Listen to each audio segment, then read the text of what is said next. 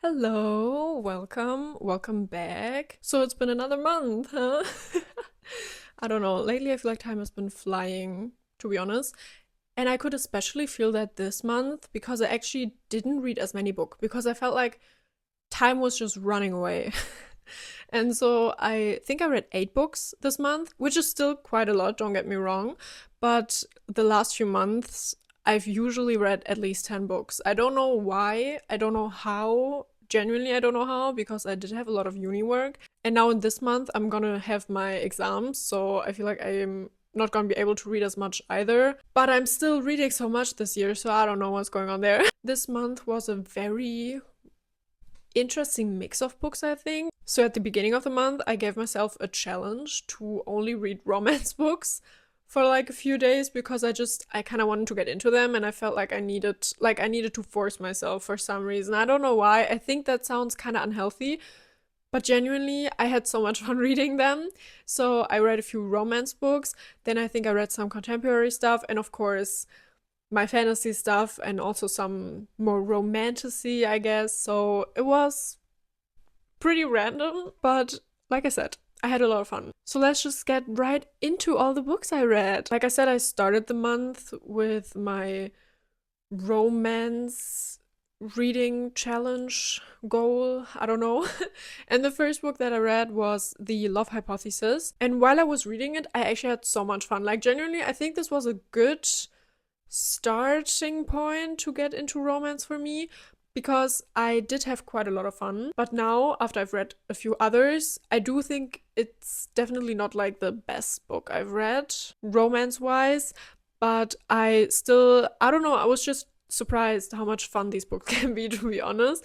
And I know that's really random because I also like rom-com movies. So I don't know why I thought that I wouldn't like romance books or like rom-com books.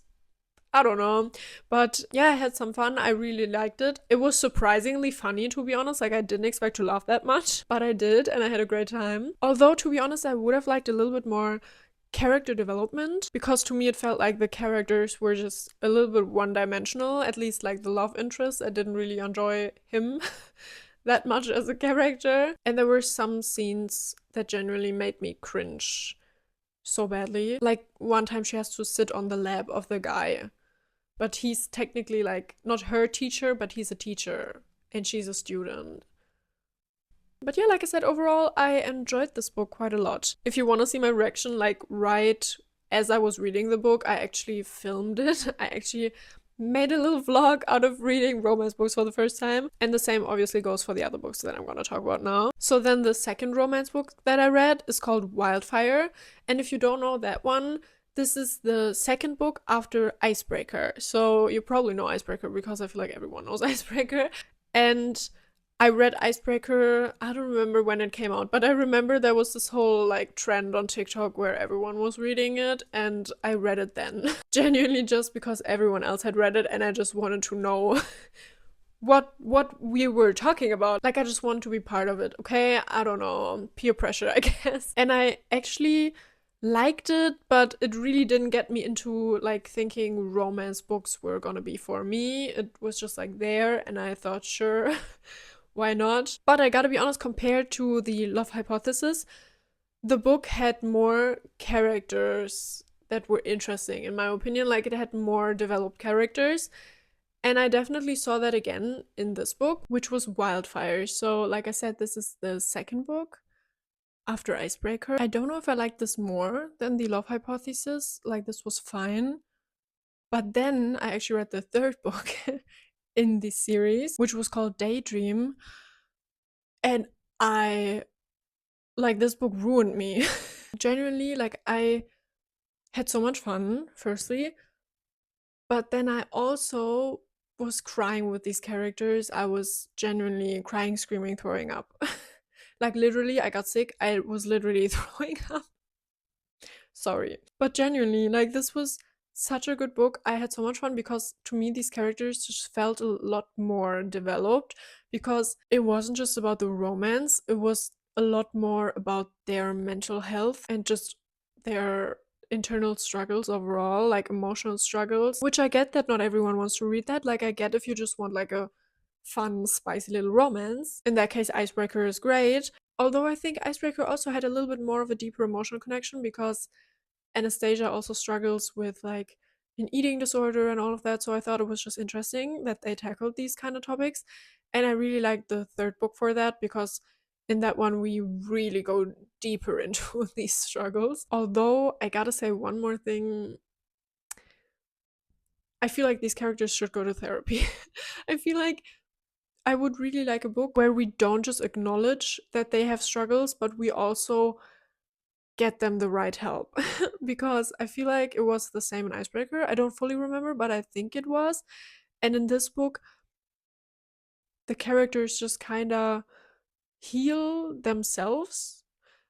And that just felt a little bit unrealistic to me because with these struggles that they were having, and I just don't think that you're just gonna like disappear for a month and then you come back and you're just immediately feeling better. So I didn't love that. I think they should go to therapy.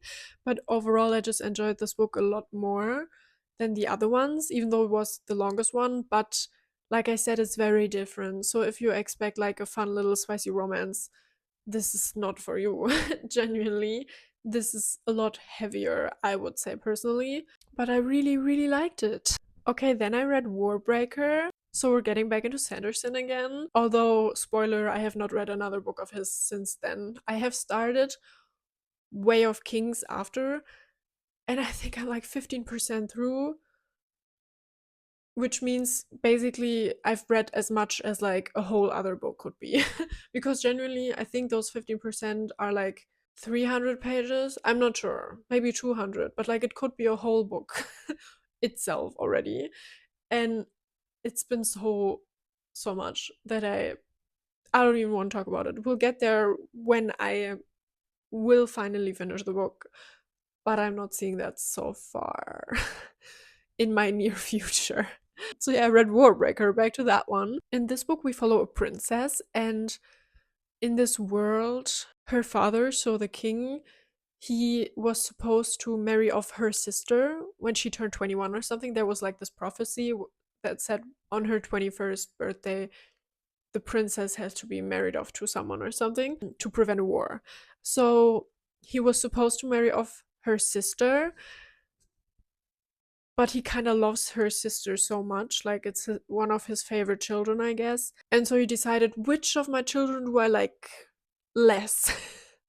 And so he sent her, our main protagonist, to become the wife of this god king, which is like a god, but also like the king. We don't really know that much about him. And that's kind of the point.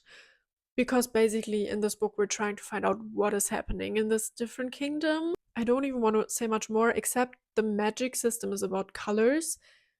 And I was so excited for that. But to be honest, it didn't disappoint me. It just wasn't what I was expecting. Because when I heard like a magic system with colors, I was so excited. I was here for like vibrant colors and like throwing around green and purple. I don't know. I don't even know what I was expecting, but I just wanted it to be a lot more on the color. And it turned out that the focus of the magic system itself wasn't really on the color itself. So, how do I explain it? In this world, you can like take color out of things, or you can put color into things. And if you put color into things, that makes it alive in a way, I guess. And so I think in the book it was that when you put color into some chains or something, then you can just command them to do anything. So I think a person just commanded some chains to like wrap around their enemy's neck and then strangle them with it. And he could only do that because he put like some color into it. So some magic, I guess. And when you take magic out of something, it becomes completely lifeless. But overall, I didn't fully understand the magic system either, because you can also like take the color out of humans, but they don't die when you do that. They still live, and it's not really explained what exactly is going on there. So I think this is supposedly a standalone, but I think there is a lot room for more. So I hope that there will be another book, because I genuinely would like to see a little bit more of this magic system. I'm very intrigued. And I still just want someone else to write a whole other book with another magic system with color, but where it's like genuinely about the color. Because in this book, like I said, it turned out it was more about putting magic into something or taking the magic out of it, and the color itself wasn't really that important. But yeah, overall I enjoyed this book. It wasn't my favorite. Like, I definitely liked Mistborn and Tress better, but I think if you want to get into Sanderson and you still want high fantasy, this could actually be a good book because it's a standalone, so there's only one, and it was just overall an interesting book. I liked the characters a lot. I had some fun with it. And like I said already, I have started The Way of Kings. I don't remember if I started it right after this book, but I definitely started it closer after I read this book. And I still haven't finished. I just read a lot of different books in between, so I kind of like DNF'd it, but like not fully. Like, I will finish it at some point. It's just on pause right now for me, you know? So I'm just taking a break and reading something else before I'm gonna get into it again, because it's just so long. So the next book is very different from all the other books I've read so far this month. I read Yellowface, and a few months ago I read The Poppy War by R.F. Kuang, so by the same author. And I gotta be honest, this was not what I was expecting after Poppy War. Like, I went into this book not really knowing that much about it, because I think I put it on hold in my library. When did it come out? Last year? I don't know. I definitely put it on hold like last year. And so I didn't even remember what the book was gonna be about once I started it now. But since I just read Poppy War, I was kind of expecting like something in the direction of that. You know what I mean? Very different from Poppy War, I can say that. But generally, this book was a very fun time. So in this book, we follow this author, and she's sadly not doing that great. Like, her books aren't that popular, she's not making that much money from it. But she has a friend who's named Athena, and Athena is doing great. Like, she is writing books, people love her books. And then at some random day, to celebrate her newest release or something, they meet and hang out at Athena's place, I guess. And Athena lets our main character read her next new book that is not out yet. She hasn't even shown the book, like the manuscript, to anyone yet. And she's the first one to read it. And it's really good. And then this exact evening, Athena dies. I think she chokes on a pancake. Which is so random, but I guess it's possible. And so our main character is like, what if I just publish the book under my name? Because like, I feel like I would do her a favor, because it's gonna be published. Just not from her, but from me. But like, it's gonna be published. And so yeah, she does that. The book is a big success. She gets very popular. But then that starts to get a little bit stressful, because Athena is Chinese and she wrote about Chinese history, and our main character is white. And so people are like, why are you writing about Chinese history though? And there's just this whole like drama on social media, all of that. It felt very real, in my opinion, very realistic.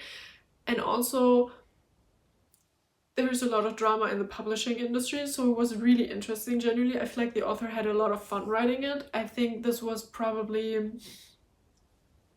just very fun to write if you are part of this industry. But I do gotta say, I think the first 50% of the book were really fun, but after that, I just think it was a little bit too long. I think after that, we had like another plot point, and we basically had the same one in the first 50%, and I was like, why are we doing this again? And generally, in my opinion, the ending was not surprising. It was very fun though. Like, it was a good ending to the book, but it was just very obvious. And I feel like if the book had maybe been a little bit shorter, and so maybe we hadn't gotten as much obvious information, it would have been more of a little bit of a plot twist, I guess. I don't know if it would have been, but yeah, I enjoyed the book. I think it was a little bit too long, but I still had some fun. And I think the author had a lot of fun writing it as well. Okay, so then next, and this one I gotta give a whole backstory on, because I read The Serpent and the Wings of Night. And when I tell you, I have had this book for a while. I've started it like 3 times already, maybe.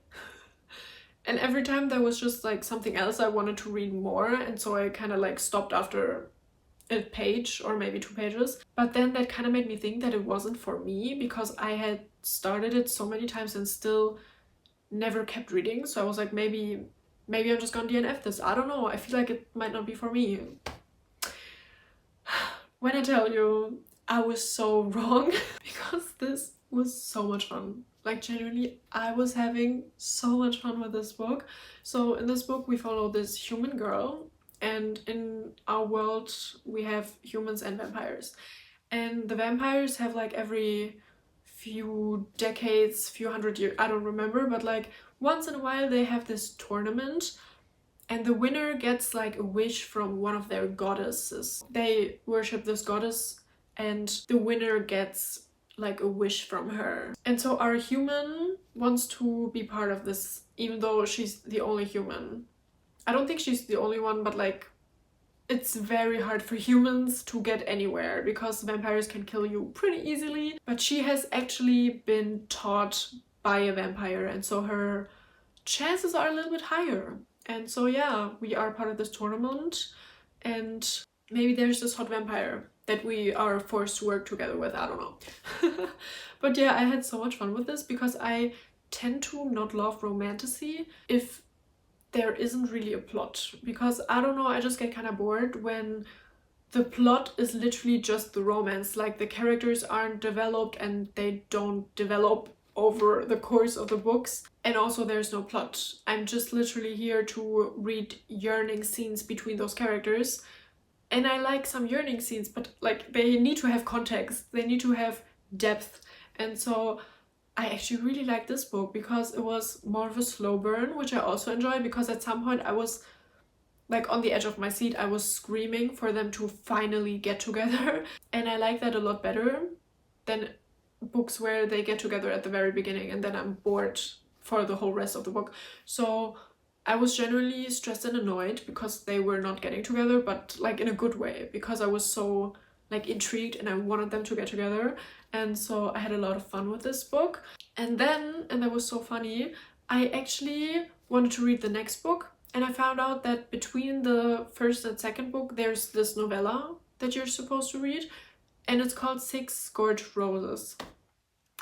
When I tell you, I actually started this novella months ago, not knowing that it was connected to any book series, and I really liked it. Like, I read the first chapter and I loved it. I thought it was so good, but then I kind of stopped because I was just reading other stuff. I'm so glad that I stopped because now I got to read it in like the order that was, I don't know if it was meant to read that order, but the order that it was published, and I really enjoy that. So I read that next, and in this novella we follow a different couple of characters. So the main character is this woman, also human, that lives in a town, and this town has been cursed by one of the gods, and she's trying to find a cure. And she's thinking, vampires are immortal, maybe their blood could be like helpful for us. And so she strikes this bargain with one of the vampires that she's gonna give him 6 roses every time she visits him, and for those 6 times she's gonna draw blood from him that she can use to find a cure for the curse. And so they kind of start hanging out together, maybe like each other, maybe be a little into each other. I really like this novella, but like I said, I think if I had read it before, like I was actually planning to, if I had read this a month ago without knowing that it was about vampires, I think I would have, I don't know, it would have been a jump scare, to be honest, because the beginning of the story felt very like, I don't know how to say this, but the author, in my opinion, has a little bit of a confusing writing style, because sometimes it feels very like YA teen drama vibe in the romance and stuff, but then other times it's written so incredibly well. And so at the beginning of this novella, it feels so well written and it's so intriguing, and I was so excited. And I feel like I would have been like genuinely jump scared by the interactions between her and this vampire if I had known before, because I read the first book first. So I actually think the order that I actually ended up reading it in was the best way I could have done it. And yeah, after that, the last book I read this month actually was just the second book in the series, which is called The Ashes and the Star-Cursed King. And I also enjoyed that quite a bit. We just basically keep going where we left off in the first book, and I really like that. And then we also get the characters from the novella. And I'm actually so intrigued now. If you read the second book before you read the novella, please let me know how you felt about the characters, because to me, I was already in love with them. Like, I had already held them close in my heart after reading the novella. So when we meet them, I guess, in the next book, from the point of view of a character that doesn't really know them as well and doesn't know what like their goals are and their intentions, I'm just wondering if you're more on like a guarded side when reading it that way, if you don't know these characters yet, if you're unsure whether we're gonna like them or not, if they're gonna be good or evil. Because to me, I already love them. And I was like, yay! Every time they were like on screen, I guess, on the page. So I'm just very intrigued. If you read the second book before the novella, what did you think of these characters? Because I'm very much wondering now if I should have read it the other way around. So I don't know. Let me know what you thought. And that's actually already all the books I've read. I feel like this was a lot shorter. I don't know how long the video is gonna be, but I feel like I just flew through these books just now. Like I said, I did basically start The Way of Kings in that month, but I'm definitely not through it yet. So we can't talk about that yet. And I also started Quicksilver, so if you read that, let's see if I'm gonna finish it this month, because generally I'm forcing myself through it very much because I do not like the male love interest, I guess. But yeah, those were all the books.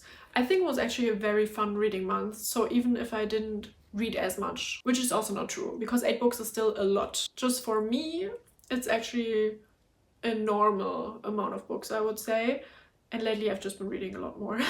But still, I really enjoyed these books and I had a lot of fun with them. So book-wise, June was just great for me, honestly, and I'm intrigued what July has in store for me. Like I already said, I've spoiled a little bit, maybe, if I'm gonna finish these books for this month, but I'm very excited to see what books are gonna come next. And yeah, those were all my books. Please let me know what you have been reading lately, and I really enjoy getting more recommendations. So if you have any, especially, I just really want more good romantasy, like romantasy that generally has a plot and also well-developed characters. So if you know any more books that fit this description, please let me know. Thanks so much for watching and thank you for being here. Bye!